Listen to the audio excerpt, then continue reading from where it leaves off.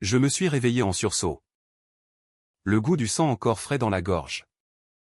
Mais ce n'était pas le mien d'il y a 5 ans, c'était celui de l'agonie oubliée. Mon cœur battait comme un tambour de guerre. Et devant mes yeux, le visage de ma femme, Élise, se superposait au plafond craquelé de notre appartement parisien. Son sourire empoisonné me narguant depuis l'au-delà. J'étais mort. Assassiné par les mains que j'aimais le plus.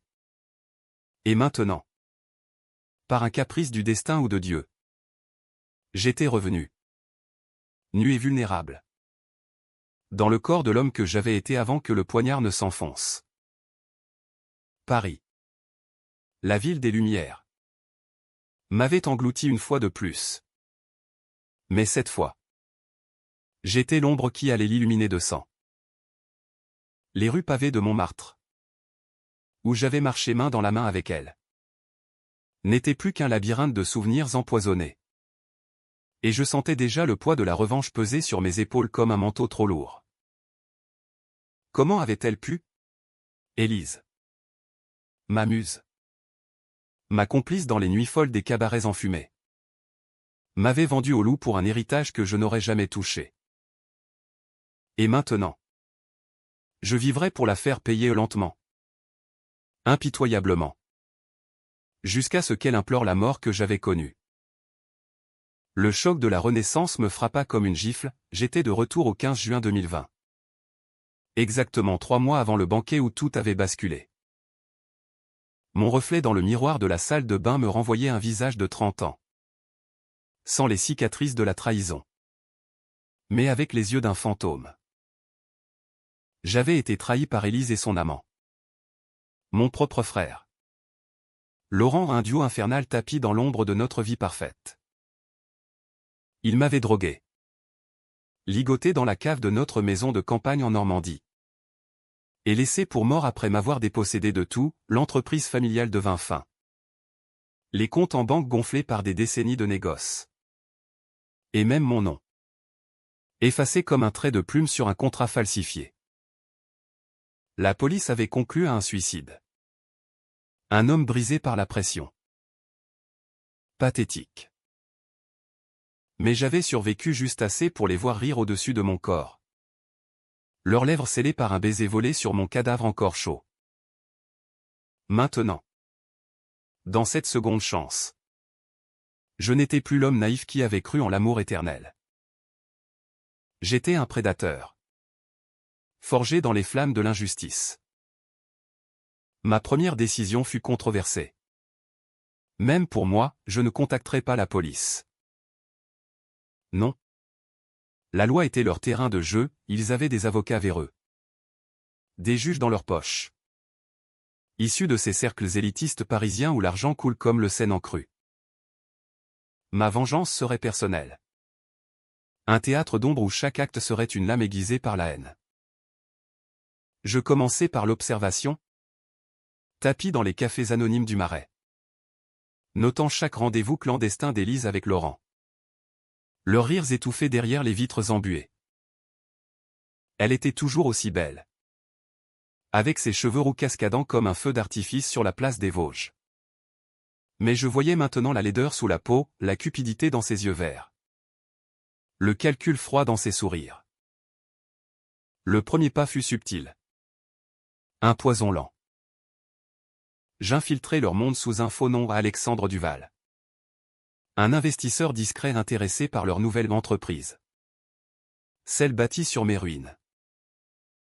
Lors d'un dîner au Fouquet's. Sous les lustres étincelants des Champs-Élysées. Je les observais de loin. Toasting à ma mémoire avec du champagne millésimé que j'avais moi-même sélectionné. Élise portait une robe rouge sang. Un clin d'œil inconscient à mon meurtre.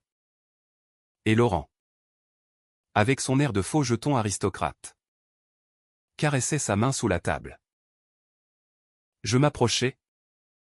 Feignant la surprise, quelle coïncidence. Vous êtes Élise Moreau. N'est-ce pas? J'ai entendu parler de votre ascension fulgurante dans le monde du vin. Ses yeux s'illuminèrent. Affamés de flatterie. Et elle mordit à l'hameçon comme une carpe dans la Loire. Les semaines suivantes furent un balai de mensonges. J'investis fictivement dans leur société. La vigne d'or. Pompant juste assez d'argent pour les lier à moi sans éveiller les soupçons. Mais derrière les contrats, je semais les graines du doute. Un email anonyme ici, suggérant que Laurent avait une maîtresse, un document falsifié là. Insinuant qu'Élise détournait des fonds. Rien de mortel encore, juste assez pour fissurer leur alliance.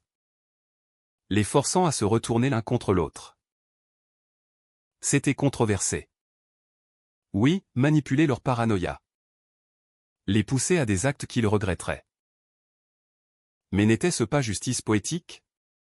Ils m'avaient tué pour l'argent, je les tuerais pour le leur. Bientôt, les fissures apparurent. Élise m'invita à une soirée privée dans leur pentouse surplombant la tour Eiffel.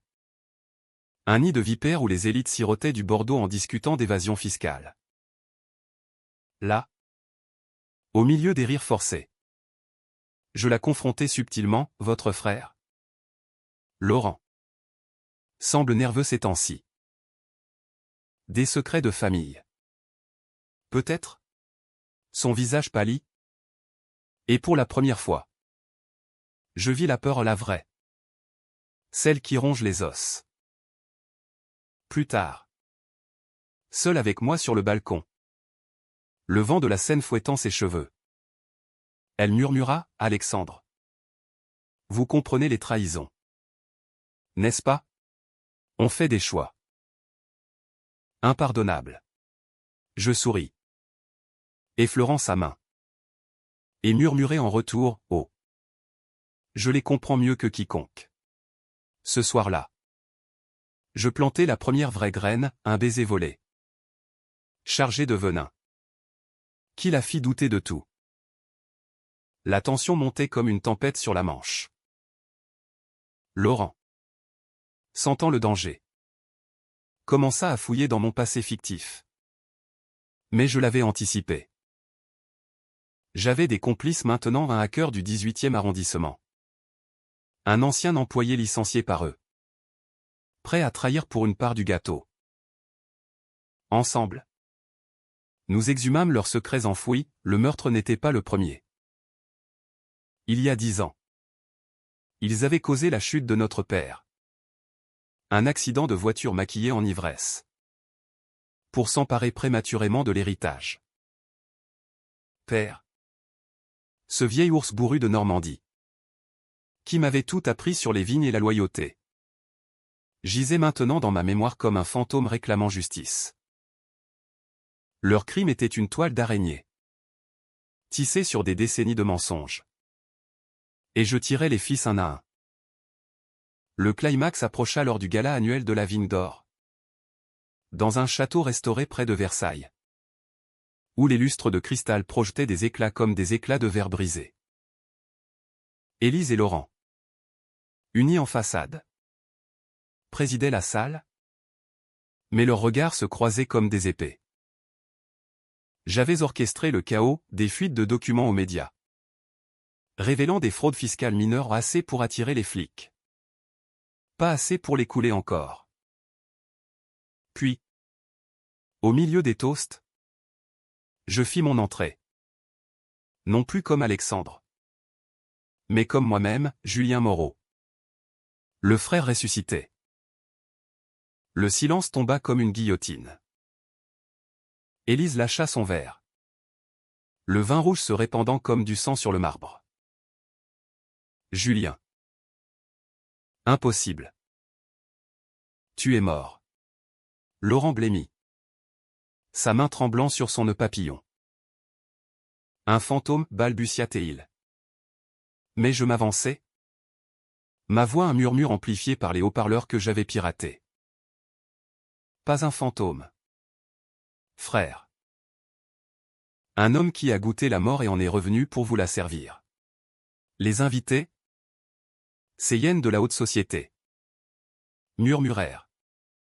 Faune sortit pour capturer le scandale. Je révélai tout, les emails. Les virements? Le poignard gravé de leurs initiales entrelacées. Retrouvé dans la cave par mon hacker. Mais le twist haut. Le twist qui les brisa fut ma propre confession, j'avais simulé ma mort initiale. Non pas par faiblesse. Mais pour tester leur loyauté. Mensonge? Vérité? Dans ma renaissance. Les lignes s'étaient brouillées. En réalité, j'avais vraiment péri. Mais pour eux, c'était le doute qui tuait. Élise s'effondra à genoux. Hurlant, c'était pour nous sauver. L'entreprise sombrait. Tu étais faible. Laurent. Acculé. Tenta de fuir. Mais les portes étaient verrouillées au mon piège final. La police arriva. Sirène hurlant dans la nuit versaillaise. Mais pas avant que je ne murmure à Élise. Mon souffle sur son oreille, la trahison n'est pas dans le meurtre. Mais dans le baiser qui suit. Elle leva les yeux. Et dans son regard. Je vis non la haine. Mais un amour tordu. Un regret qui la consumerait plus que n'importe quelle prison. Le dénouement fut bittersweet. Comme un vin aigre doux de Bourgogne. Ils furent arrêtés. Jugés pour meurtre et fraude. Leurs empires s'effondrant sous le poids des preuves que j'avais patiemment amassées. Moi, je repris l'entreprise. Transformant la vigne d'or en un monument à la mémoire de père. Avec des vignes bio en Normandie qui fleurissaient sous un soleil impitoyable. Mais la victoire avait un prix, chaque nuit. Le fantôme d'Élise me visitait? Non en cauchemar. Mais en tentation. Avais-je gagné? Où étais-je devenu le monstre qu'ils avaient créé? Paris. Avec ses lumières éternelles. Ne donnait pas de réponse, seulement des ombres plus longues. Pourtant, dans cette renaissance, j'avais appris la leçon ultime, la vengeance n'efface pas la douleur. Elle la grave dans le marbre. Et tandis que je sirotais un verre sur les toits de Montmartre, regardant la ville qui m'avait vu naître et mourir, je sus que c'était suffisant. Pour l'instant.